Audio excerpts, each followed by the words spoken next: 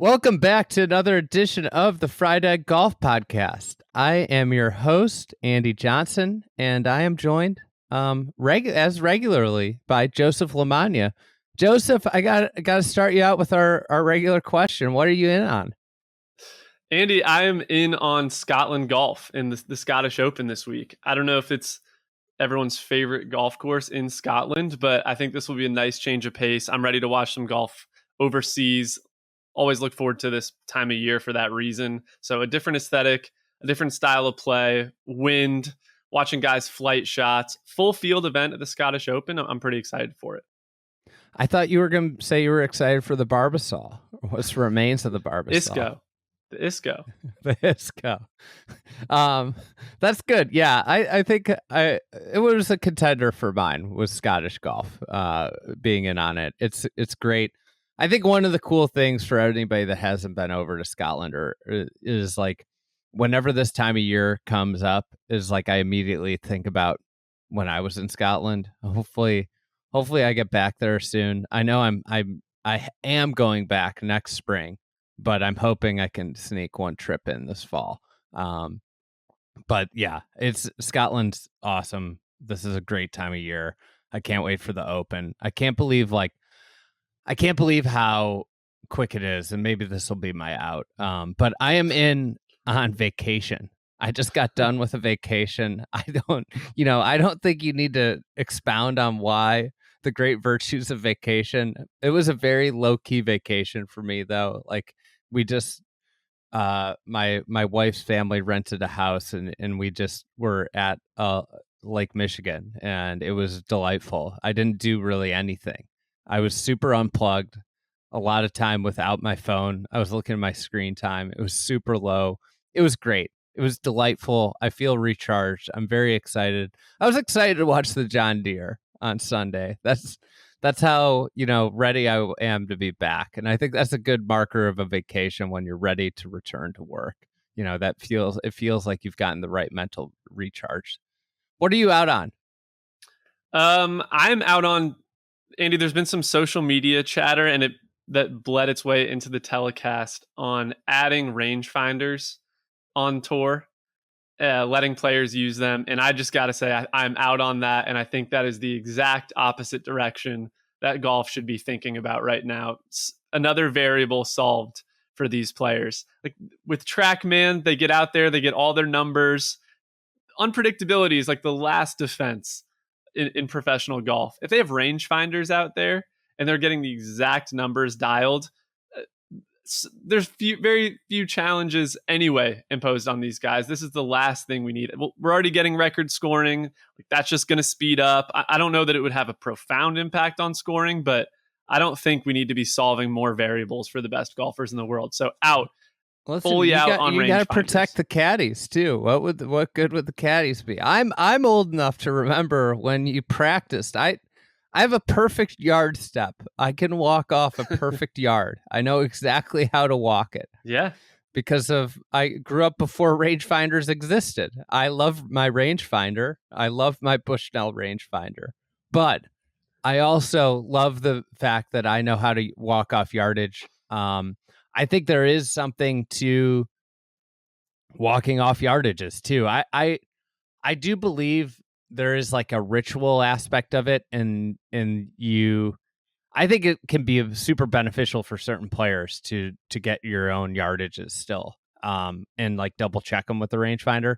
I find like when I play my best, I usually am walking off yardages, super engaged with like pin sheets if I'm using one, like being immersed into like that, like the feel of the ground and walking is like a big part of me being able to get into focus. And I do think that in a way a rangefinder can make people not focus as much though. Like I don't necessarily think rangefinders would have any impact on scoring, to be honest. I think it might even I think some players might get worse because of it as I think through it. I would guess overall it has a small impact, but I think more broadly, solving the number of variables that have been solved for the top golfers. I guess I'm more broadly out on that, and I think this would just be adding to the list. I know they use them already in the PGA Championship, so it wouldn't be uncharted territory, but I don't think we need to be handing professional golfers any more tools to use at their disposal. If anything, we should be taking them away. I think the other thing that would happen, the one thing that I would really hate about rangefinders, I'm not worried about rangefinder in the middle of the fairway. Where I wouldn't like rangefinders is like I hit it 65 yards offline and I just get the number, the exact number. I'm all for it for like the recreational golfer, but I do think like there is like one of the penalties that is like kind of a subtle penalty for hitting the ball really far offline is it's more difficult to get your exact number. And there's doubt that comes in. Like you see guys out there with their arms out, like measuring, trying to do like the, Pythagorean theory around like where they are. And I think that if you remove that, it would remove some of the small, maybe it's a 1/10 of a stroke penalty for hitting the ball offline. Yep. All right. What are you out on? I guess I'm out on like us being done with. I think I do this every year. But like, what are we doing? It's July, and I'm prepping this week for the last major of the year. I just don't think this is a good system we got going on right now. And the problem is the FedEx Cup. Nobody cares about it. It is anchored in August, which is the literal like nobody. There's no sports. There's nothing to watch on TV. And we have this event that nobody cares about anchored into this spot. And because of it, the tournaments that people actually care about are over in July. It's completely ass backwards. It is a player's first tour, as we've talked about on this podcast many times. But if it was a fan's first tour, this would not happen. We would still have major championship golf in August. I think the PGA is better in August than in May. I think the cadence of the players, the Masters, the PGA, the US Open, and the Open, one after another, is bad for the game of golf. It limits the relevance of the sport. The sport has no relevance after July because the FedEx Cup sucks. And it's a terrible, terrible, effective way to just distribute money. It's just a way to distribute money. It's not a playoff. It's not a competition. It is just a way to funnel money to the top players in the game. And because of that, the overall product of golf stinks after the Open. So it's a great time to go play golf. It's an awful time to go watch golf. And there should be a balance of it's still a great time to watch golf. But instead, we're playing tournaments in Memphis and Atlanta in August. It's super disappointing. But all that said, super exciting that the Open is next week. Andy, not to open a whole can of worms, but shout out to a friend of the program, Sean Martin. When he first threw out this idea, I did not like it, thought it was crazy. And I don't know that it would solve the issue you're talking about, but he has pitched that the professional golf, at least the PGA Tour season, runs like August through the Players. Yeah. And you do all the international stuff in the fall.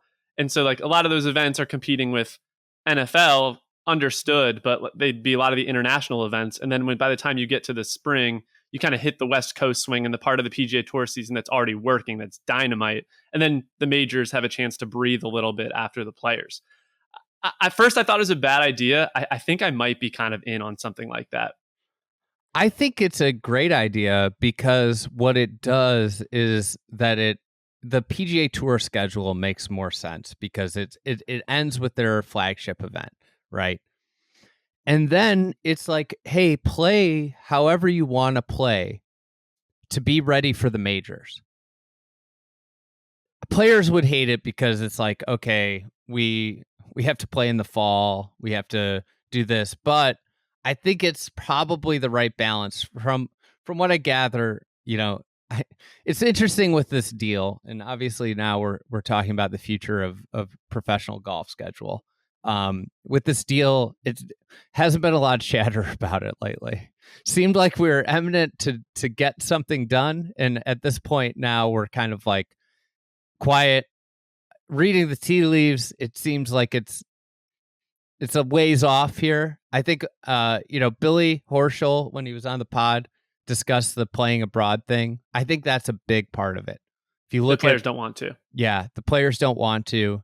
And I think Yasser from the Public Investment Fund really wants global golf, and probably golf in Saudi Arabia, right?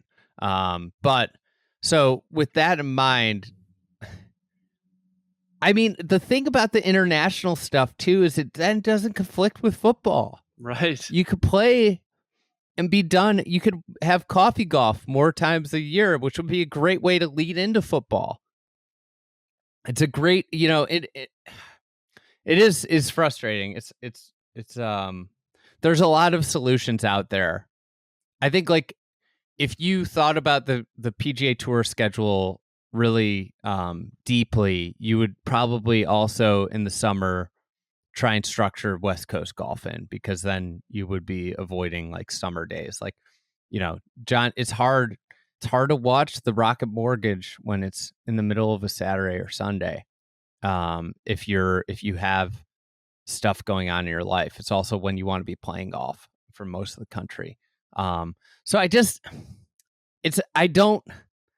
we'll see what happens over the next couple of weeks, but it just seems like we're at a little bit of a standstill with where the golf's going. And I think the more uncertainty for the sport at this point it's the worse for the sport. Better for the majors.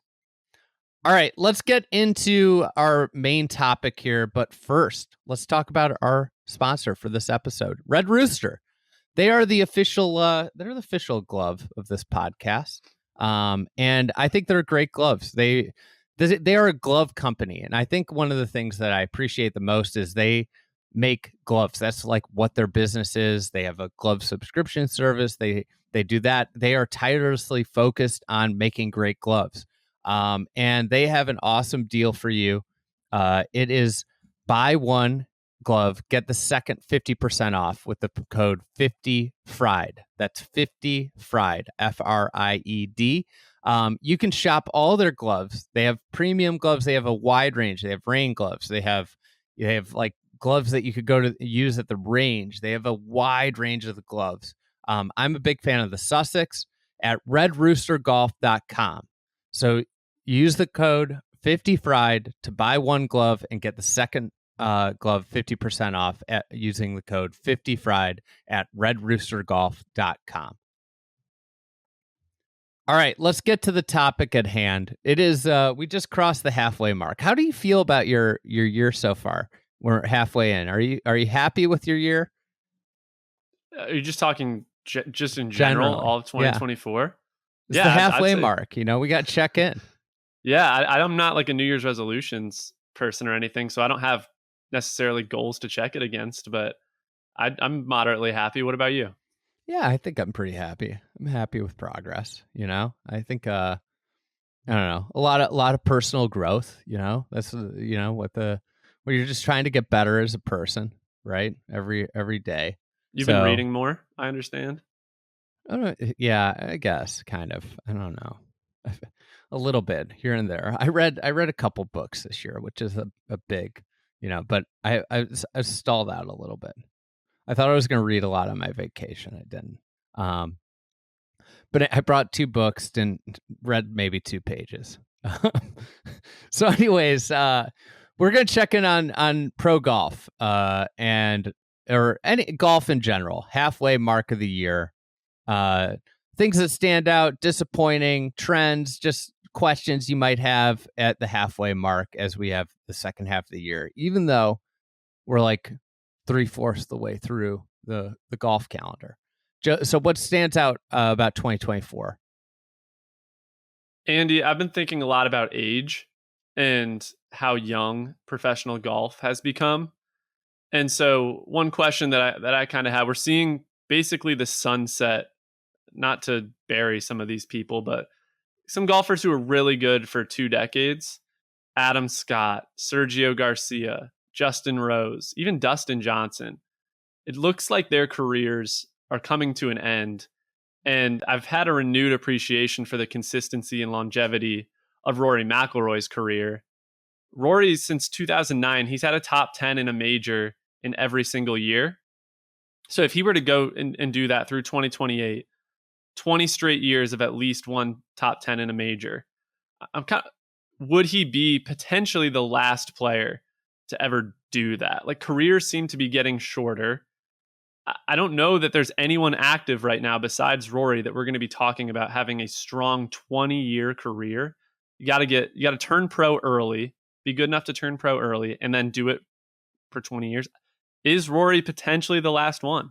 And with PGA Tour U, it seems like now the trend is like stay in college, get your full status at age 22 or 23. It looks like Luke Clanton might be going that route. He's been very steadfast. He's returning to Florida State. It's a huge question. I think this wraps into one of mine really well. Is the JT Jordan Spieth era done? Like it's a question I have I'm wondering about.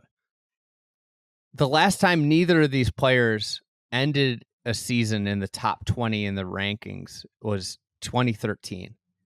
And right now, I think Spieth's 34, JT's like 28. 11 years ago. And it seems like we're heading that way this year. And obviously one win could vault either of them up into the top 20. But it is it's a fascinating I don't think it's a good thing for the game of golf to have shorter careers.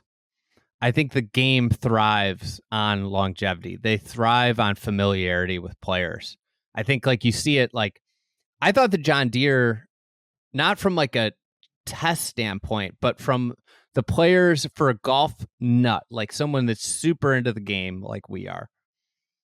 It was like a fascinating leaderboard because there was all the youth. And I think it's got a nice identity of like, this is, and you wrote about it in the newsletter, this is a tournament that showcases the next wave of players. I think that's exciting. But that being said, for the casual fan, they don't know who Michael Thorbjornsen is or Luke Clanton or Davis Thompson. They don't know that Davis Thompson was a stud, complete stud, who's starting to play is the best golf of his professional career. They don't remember that he was in contention at Winged Foot after one round, right? They know, hey, I know Rory McIlroy. I know Dustin Johnson. I know Phil Mickelson. And that familiarity, that name brand recognition in golf happens, it seems like after like 10 years.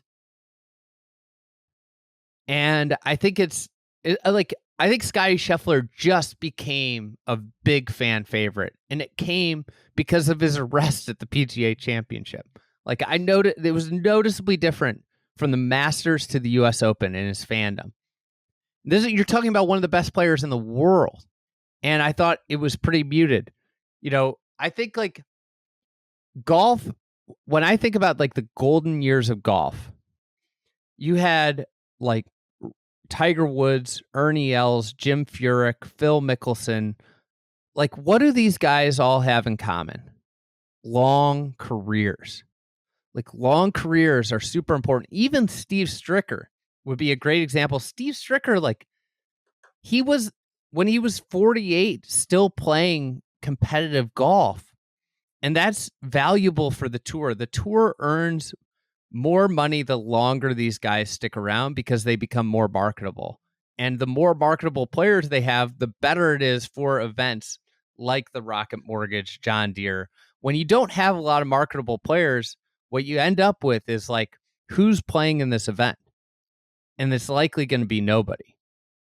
So why is it, Andy? And I think part of the theory, one, speed has become extremely important, right? And so how long can you keep up a super high ball speed where you're contending week in and week out? But I also my own theory would be that a lot of golfers 20 years ago, when they got out on tour, they figured things out over the first 5 to 10 years of their career, right? So that when they got to a golf course, they knew how to play it. 6 years into their career, learning different grass types, different shots.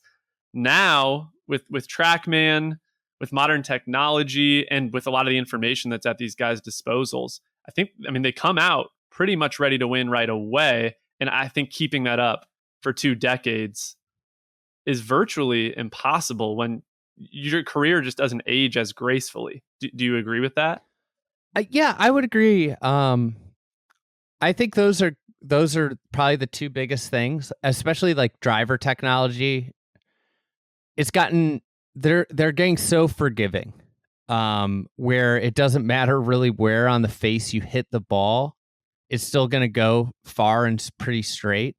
So when that happens, then speed is only going to get promoted more and more. And I think like the biggest gains in drivers in recent years has been the forgiveness in them, and that helps great players exponentially. That means you can just give it a bigger rip, right? There's less consequence. And I think one of the things that's also been figured out is like sometimes you swing your best when you swing all out, because you use the mechanisms of the ground. Your technique is like a little better. I think just in general it's been figured out. One other thing that I would just throw in there about careers, it used to be that you played longer to set up generational wealth, and I think one of the things that's happened is like I think the money in the sport that Tiger Woods brought in, I don't think it, like your uber competitive guys are still going to play forever. But I think there's always been this push and pull that like there's a subset of professional golfers that don't like golf. I was talking with a young player a couple weeks ago, and he was like, listen, like everybody on this, almost everybody in pro golf is playing pro golf until they make enough money, make their number, and then they kind of let go of pro golf and they diminish. And if the younger these guys are making their number, the less likely, like the number they set out, say it's $100 million or $50 million. And we're talking about total income with sponsors and everything. The quicker they get there, the less likely they are going to have long careers. So I think that's the other aspect of this, is that and I think it's not ever going to be the same for every player. And I think like Rory's a great example. Like maybe the thing that isn't talked about enough with Rory is just the sheer competitiveness that he has, the willpower to, and commitment that he's had to have a what's going to turn into a 20-year career of being effectively a top 10 player in the world, which, like you said, I don't think it's going to happen very often. Like I thought John Rahm was somebody that, but he, the difference between Rahm and Rory is Rory was 18 right when he burst on the scene. Rahm was 23. I think this is the same thing. Like people are fawning over Ludwig. He's 24, and like we're seeing Spieth and JT, they're slowing down at 30. Well, I was just going to say, just to put a couple numbers to it, in the top 10 in the official world golf rankings, and I know that's not, it doesn't include Liv, and there's some issues with it. Rory's the oldest at 35. There are only 2 other players who are 32. Or no, sorry, Cantlay's the only player. He's 32. He's the second oldest. Bryson and Wyndham are 30, and that's it, as 30 and older in the top 10. And if you go down like top 40, top 50, there are very few players who are 36, 37. You have a couple like Jason Day, Russell Henley, Keegan Bradley, like 35 to 38. But there are very few of them, and they're not top 10 players. So we might be talking about 33, 34 starting to be kind of the end of guys' careers. I don't want to overreact, but that starts to put Spieth and Justin Thomas more towards the back half of their careers than we've probably traditionally thought of them. Yeah, I agree. And look at the way Luke Clanton, Michael Thorbjornsen are coming out and playing. Ludwig, another example.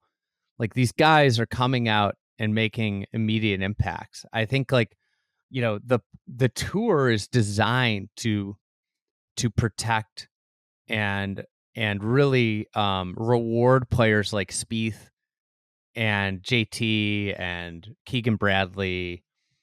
But despite everything working against young players, they are getting up there and getting up there quicker than ever.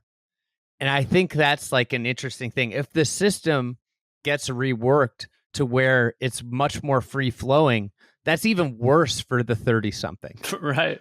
Like, that's the thing that's like, when you look at this, is like, this is not a meritocracy. If this was structured like the NFL, I think the like the youth movement would be even more pronounced, but it's a closed shop. It is, there's only X number of players that are coming up, and it's, it's very much dependent on, but if this was just a really free flowing system based off of merit and performance with open access, I think that we would see even more young players playing well.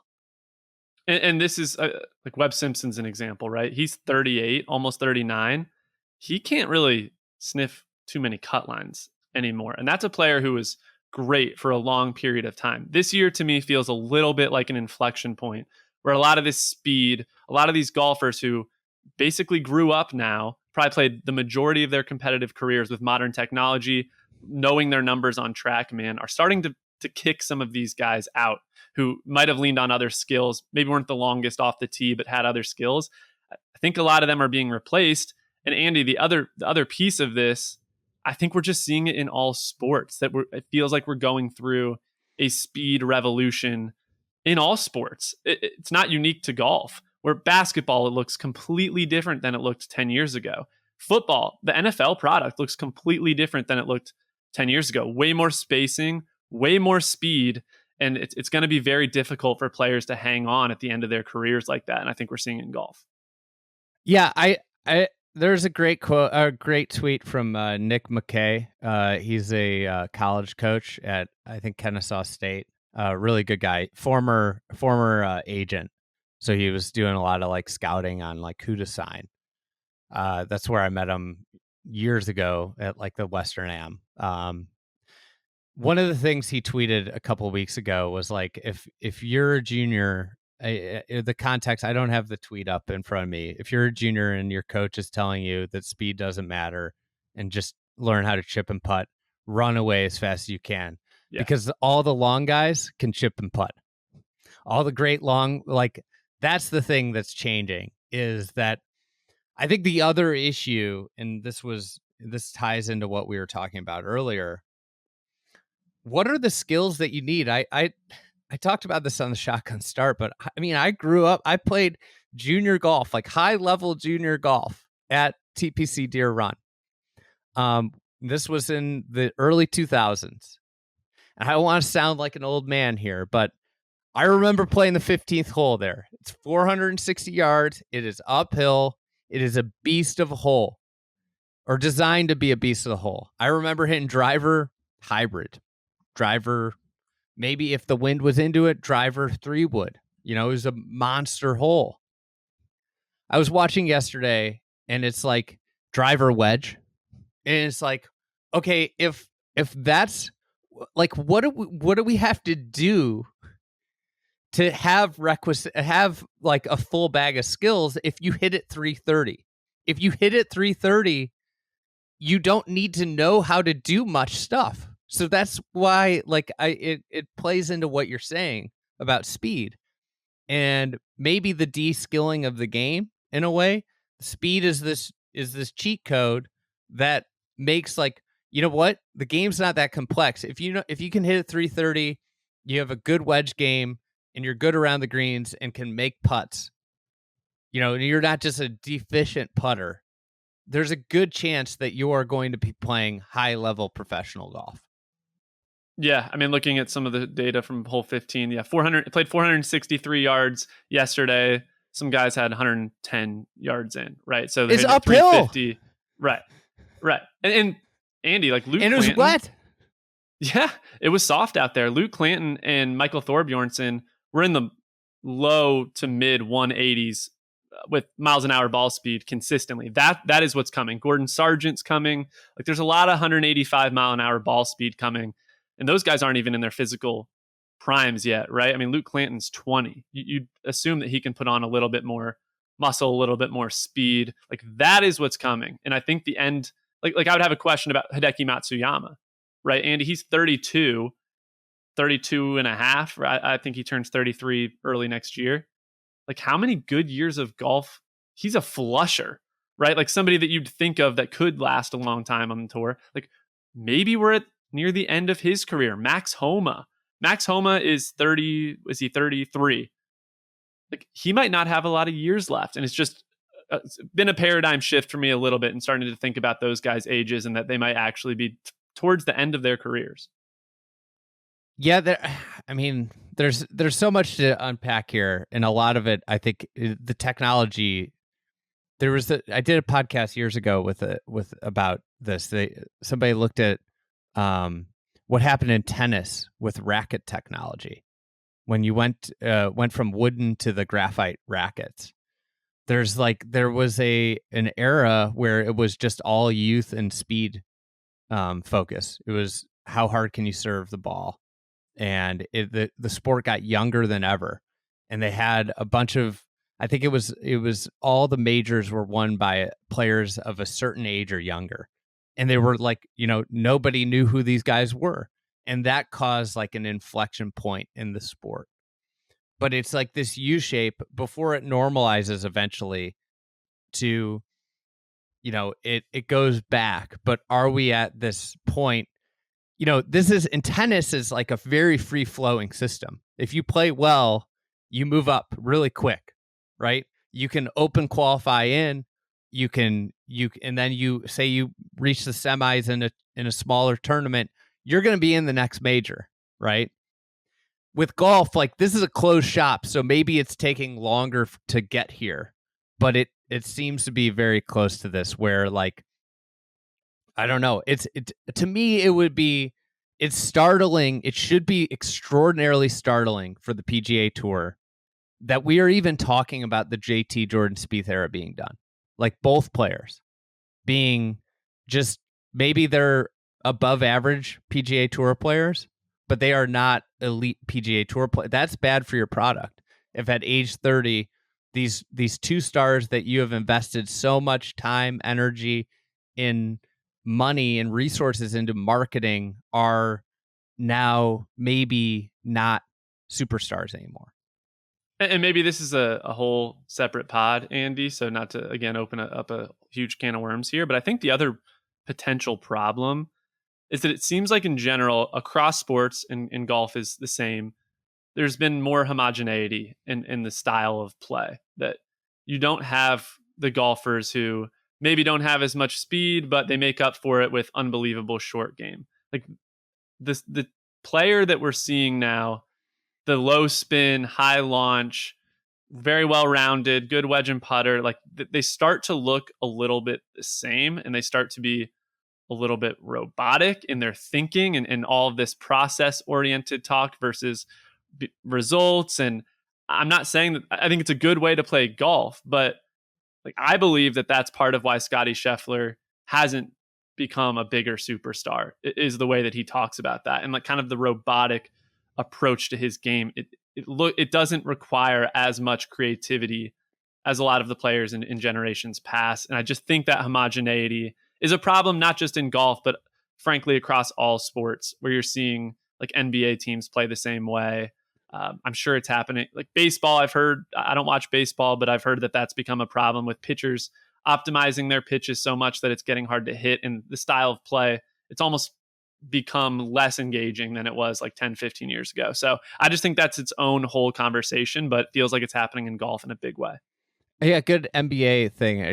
The Bulls just did the sign and trade with DeMar DeRozan. Like, player we probably won't see play the way he plays. We won't see anybody like that, where he just devours the mid-range. Like, he's super fun. Like, he's made the Bulls watchable the last few years, which it's like, like you turn on the Bulls as a Bulls fan, and it's like, wow, like it's fun to watch this guy go to work, and like he's got these like unbelievable, moves. His footwork's unbelievable, but at this point in the NBA is optimized like three or layup. And he was this guy, this like almost like, relic playing in the mid range. He's going to be on the Kings, which, for Kings fans, as a adopted Kings fan, I didn't lose him. I watched a lot of West Coast basketball, so I didn't lose him. But it's similar to the golf debate. It's like Webb Simpson would be one that would, fall into this bucket. How Not about Kevin hitter. Durant? Yeah.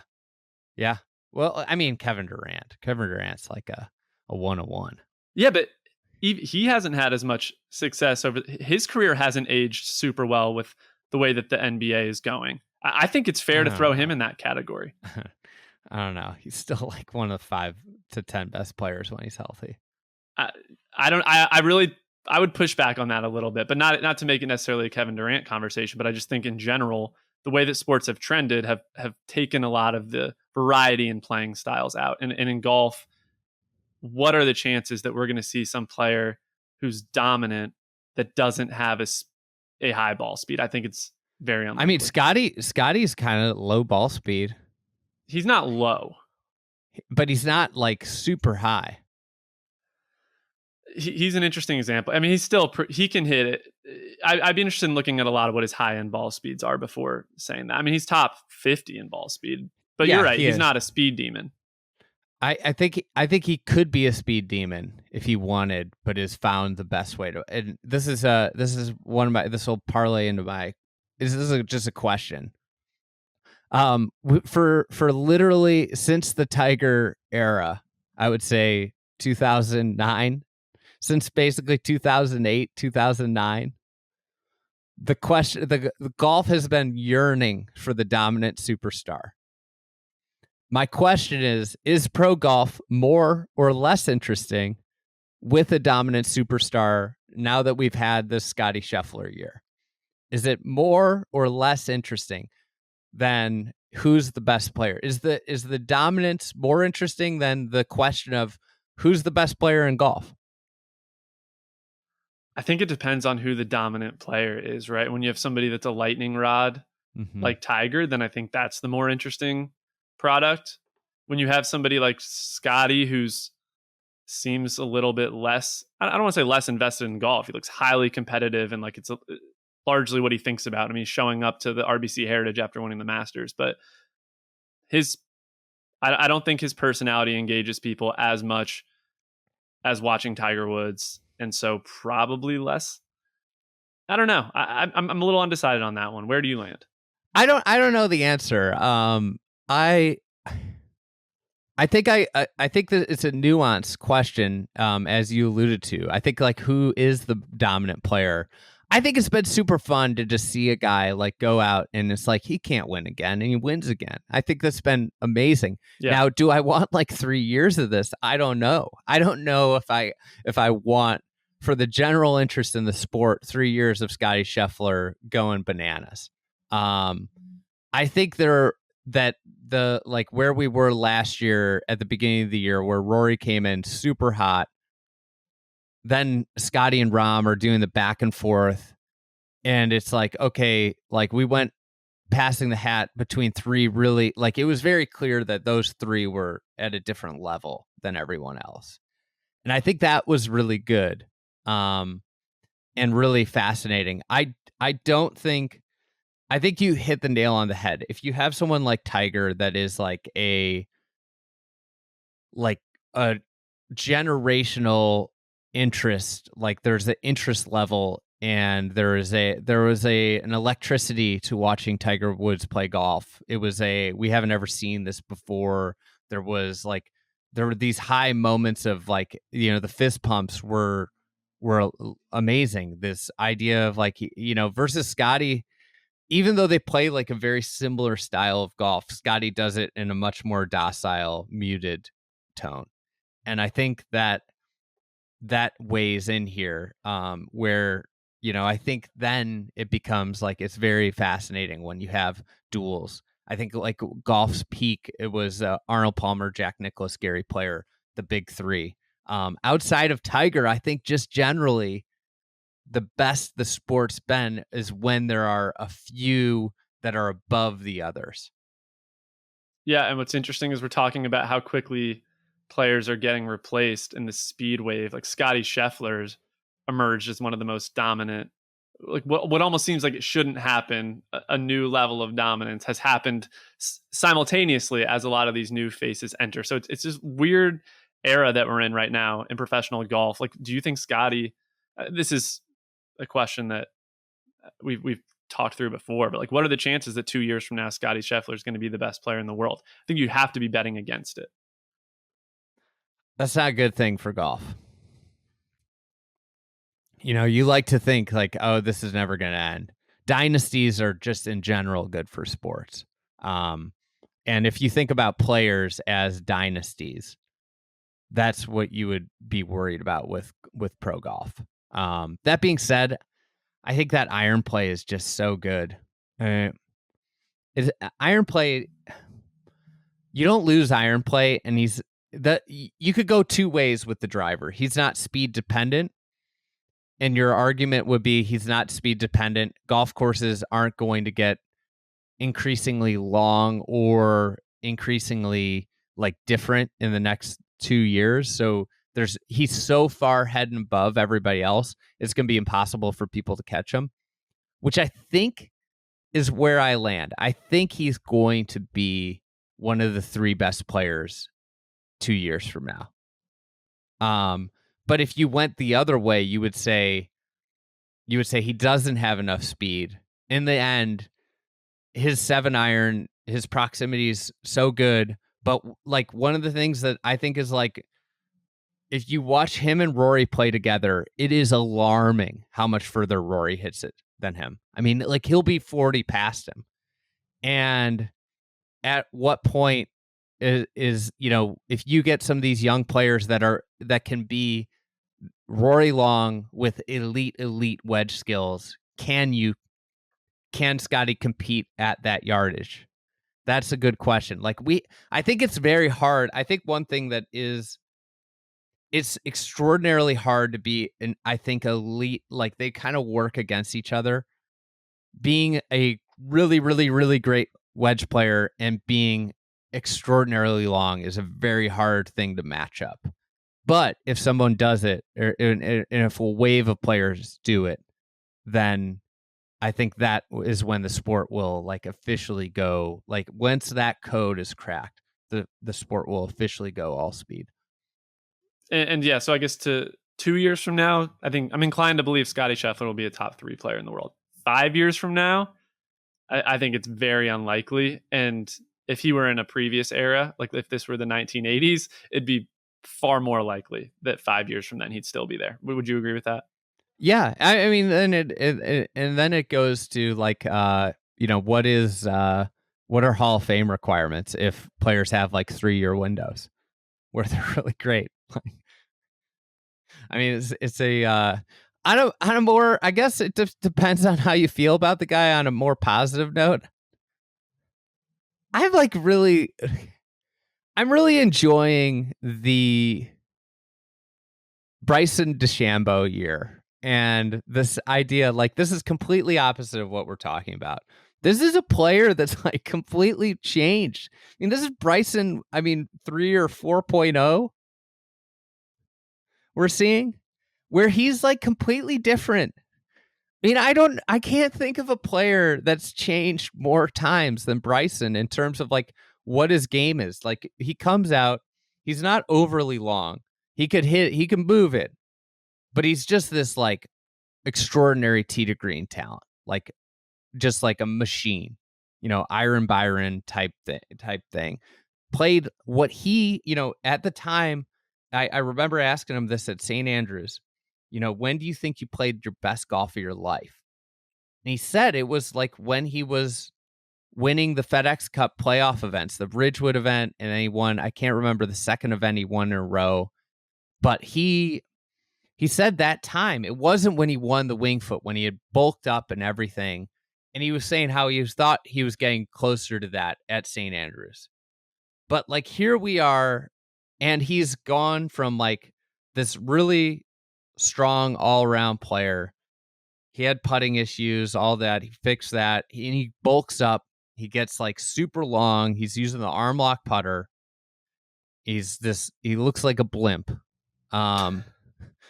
he becomes a long drive. He seemingly is more interested in long drive competitions than pro golf.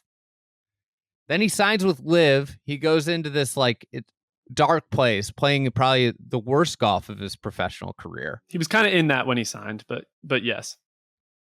And now, I think without a doubt, he's the best version of himself. He's got the immense power that he gained from the speed. He's slimmed back down. He doesn't look like he's inflated anymore. And now he's he's got that supreme iron play back, and he's becoming this player that, like Pinehurst showed, he can play all surfaces. We're going into the Open. I think that's the last thing is, can he become a great links player? But Bryson DeChambeau, to me, is just has been a fascinating story this year. Yeah, I think it also goes to show that pedigree that he had as an elite amateur, it takes a rare breed to have success in professional golf for an extended period of time. Like, we might only be talking about 2 to 3 names who are of the quality to have a career that's 10 plus years. And Bryson might be one of those high quality players who had such an illustrious career collegiately as an amateur. And he might finish top 10 in all 4 majors this year, right? He's finished tied for 6th at the Masters, runner up at the PGA, and then won the US Open, pretty close to having 2 majors under his belt this year.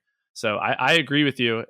I do think the technology is part of the conversation, and that driver that he's swinging right now, that he has admitted he can hit anywhere on the face and it flies relatively straight. It kind of corrects itself based on he's optimized it for his swing path, and then he has the single length irons. I think technology is a really big factor in his success. Well, it sounds like he's got his own driver that he's working on too. You're saying a new one after this crank one? Like the irons, where it's apparently basically built for him to hit it straighter.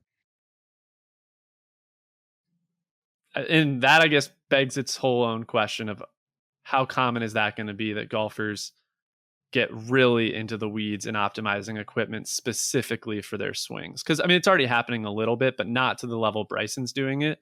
Does that open up the floodgates for 5 years from now? Players get really deep in the weeds on that. What he's done with the 3D printing is just fascinating. I think an interesting question. I hope I'm not going to be at the Open, but I've been thinking about this. I think that somebody should ask Bryson how has the big bag of money you got from Liv allowed you to invest in your golf game?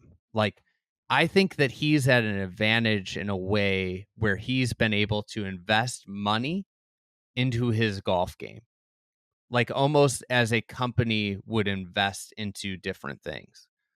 I believe the equipment stuff, I think, is really fascinating, because I think he's gone, most guys get paid to play something. And by being paid to play something, it kind of limits, are you looking for the best thing for you?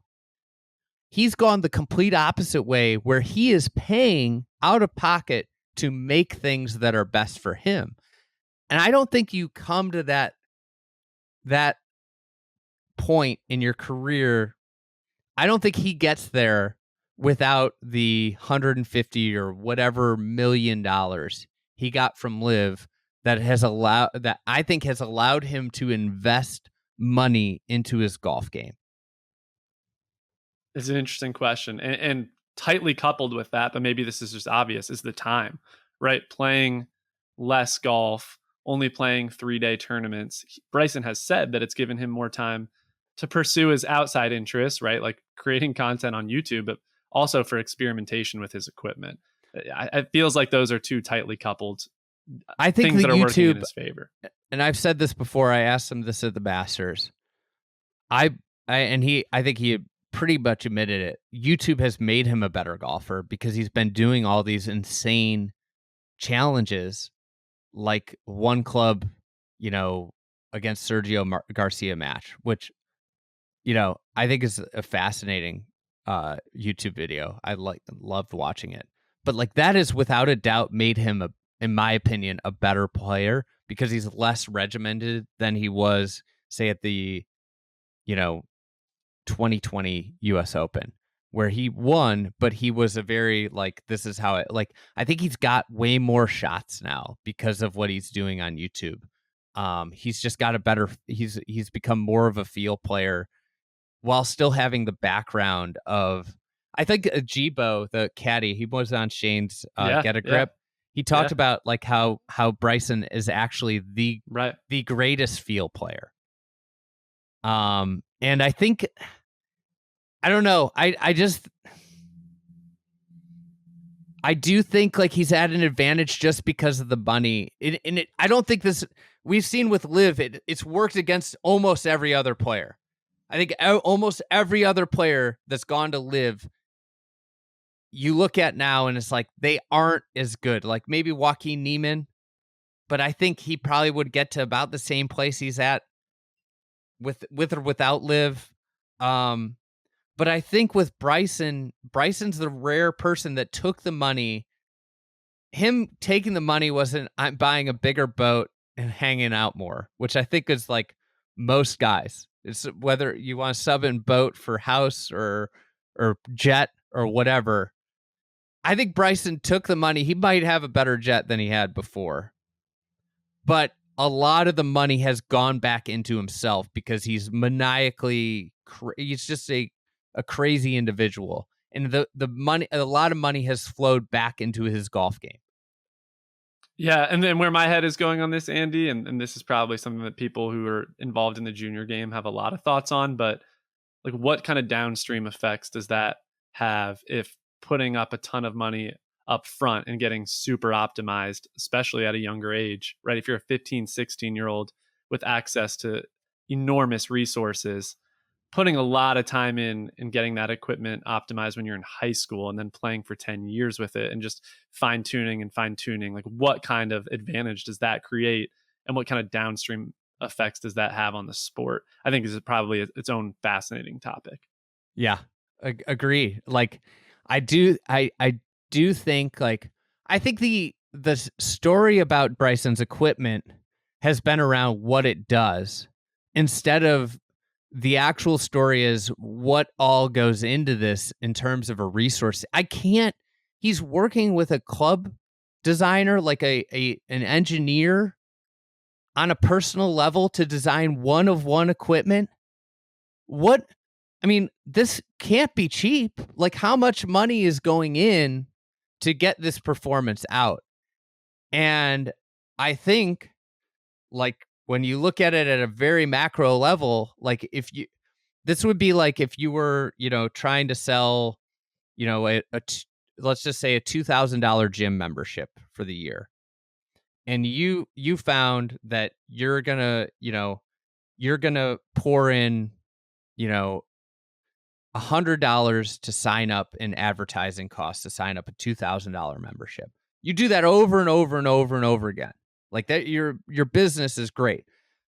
That US Open win for Bryson, I'm not like an expert on this, but I would guess that was probably worth $100 million in value to him.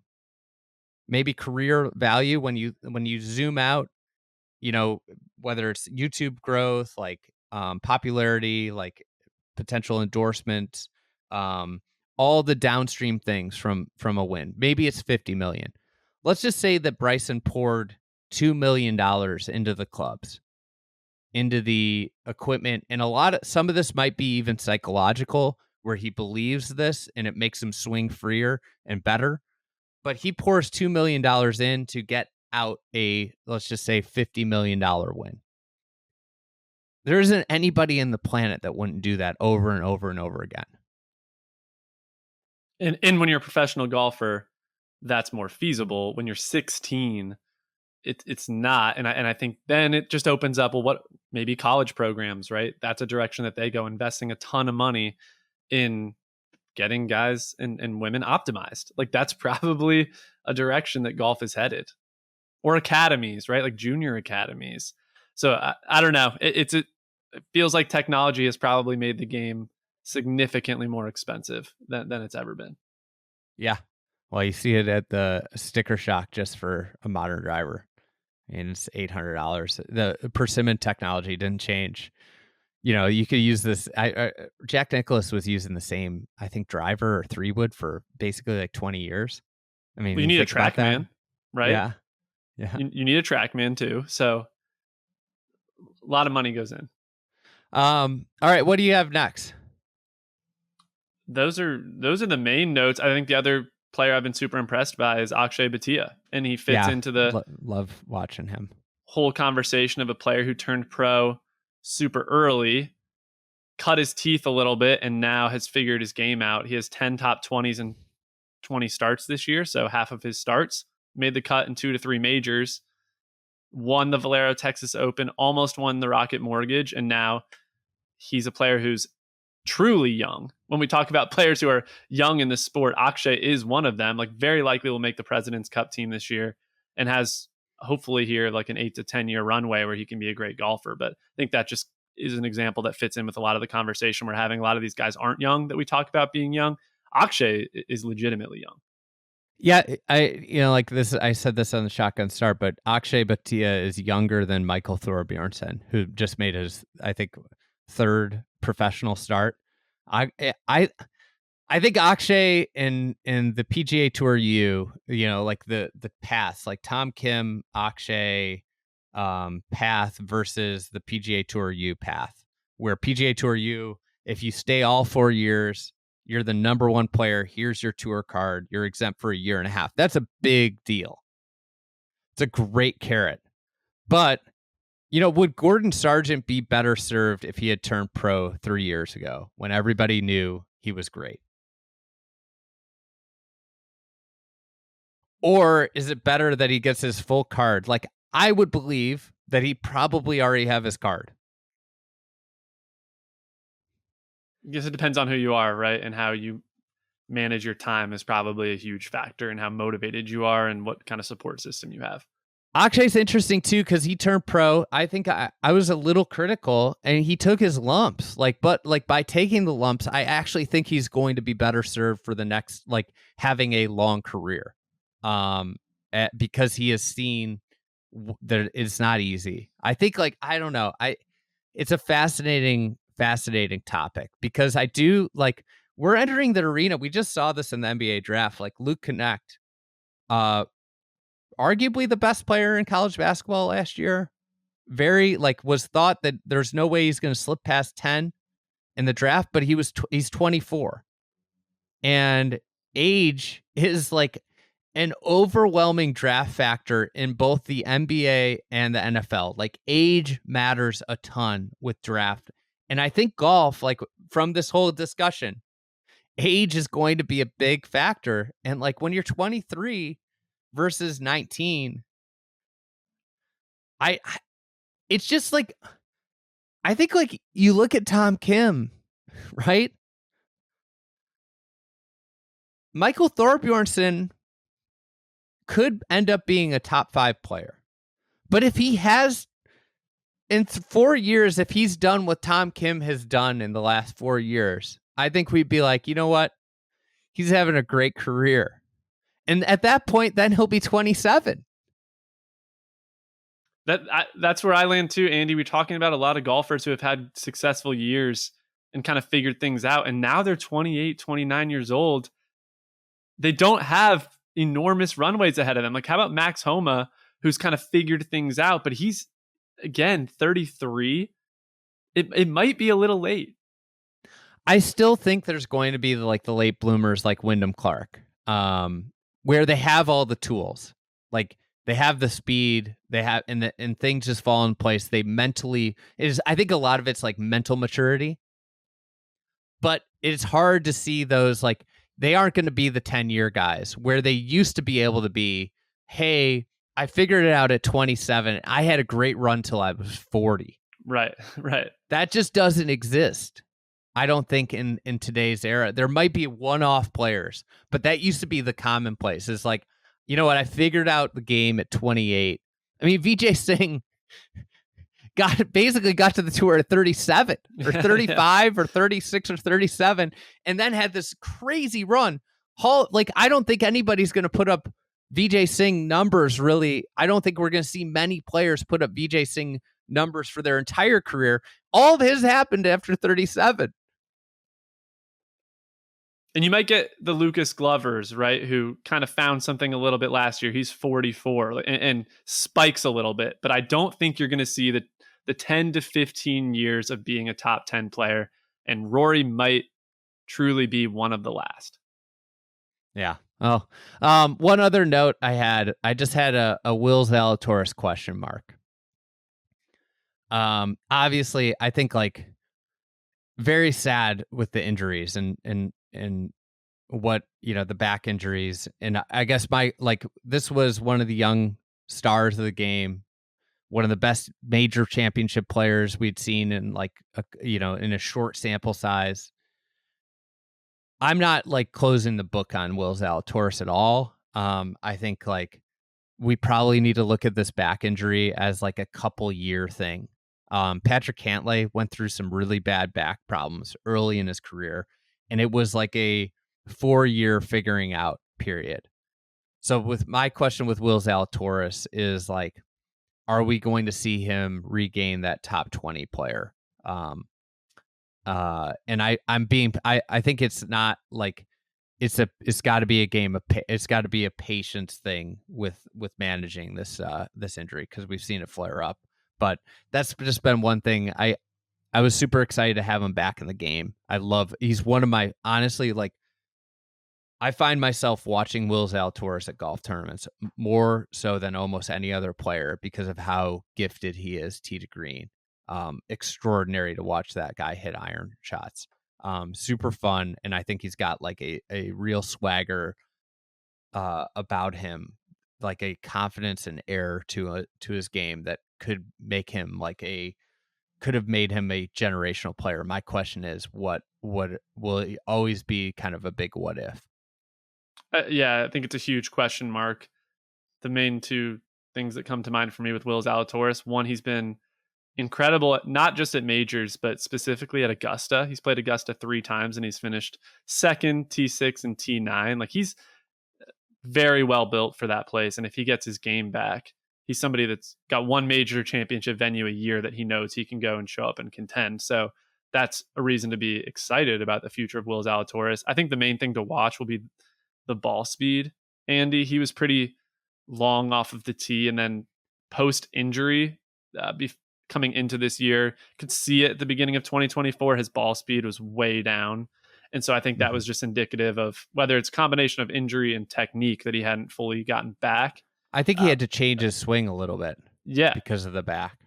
Right. And that's a problem into the future. So I think that's something to monitor. And then he just withdrew. Well, which turn did he withdraw from? Rocket Mortgage, or was it Travelers? He just withdrew again with the back injury. So hopefully it's not tweaked and a significant issue.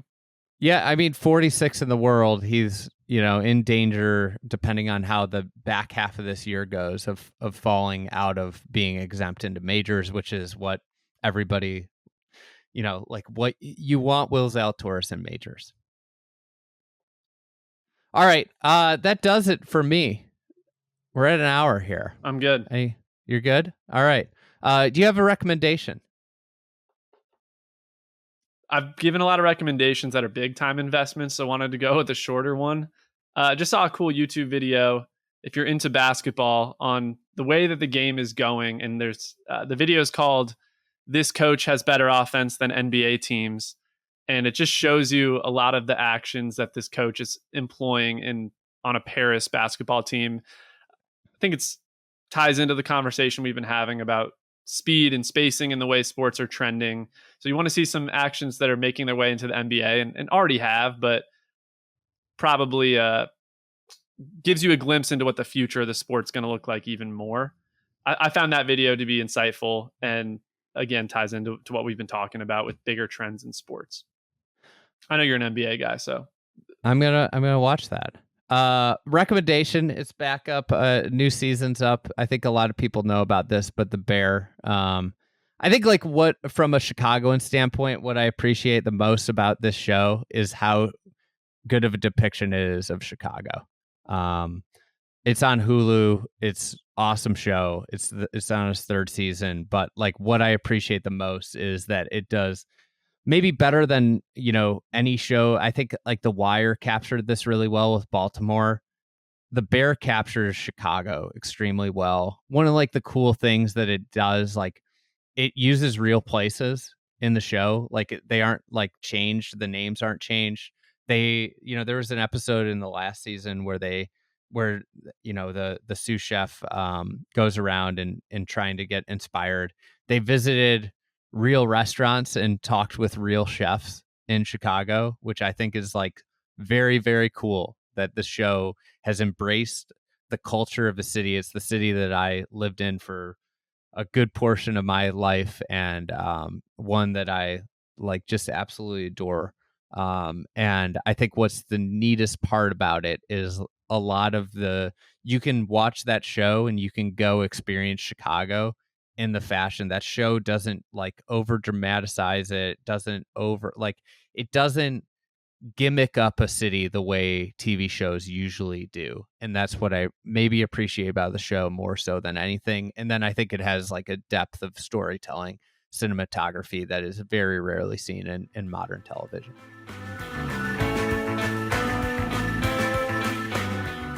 All right. Well, that does it for today's episode. Big thanks to PJ Clark for editing, producing this podcast. PJ's hitting the ground running. New member of our team.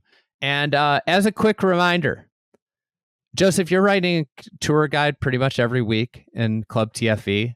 We've got course profiles, design notebook. Those are weekly features of Club TFE. If you want more from that, I'm actually going up. Like one of the cool things we're doing with Club TFE, we have a hickory match, a 16-person 16v16 is Club TFE versus Lido at the Lido. A hickory match, 4 rounds over 2 days at Lido this weekend. I will be out there with 15 other Club TFE members. So there's a mixture of like, you're going to get your value for the $120 a year in just the sheer content. You're getting 3 posts a week on there, plus videos, all this other stuff. But then we're also doing some cool like community building aspects of the membership with events and more features to come. But I'm excited about this Lido Hickory match, and we're going to try and do more and more of that neat kind of Club TFE stuff. I think on Thursday also we have a Club TFE gathering at Colorado Golf Club, small gathering there. So we're doing a lot of neat smaller things in Club TFE as well as just the sheer content. So if you're interested in joining there, go to membership.thefriedegg.com. I think we've had a lot of satisfied members. It has I think people find value in the membership just based off of a couple things we do every year from a content side, and then you get all the other stuff. So join the membership at membership.thefriedegg.com. It's $120 a year. It does a lot in supporting what we do here at Fried Egg Golf. So thank you so much for listening. We'll be back. I think Garrett's got a episode later this week about Royal Troon. So I'm excited. I can't wait to tune into that as we start getting ready for the Open Championship. And I will have our 5 Things podcast out on Sunday. So that's what's ahead on this podcast. Big thanks to everybody for listening, and we'll be back on Thursday.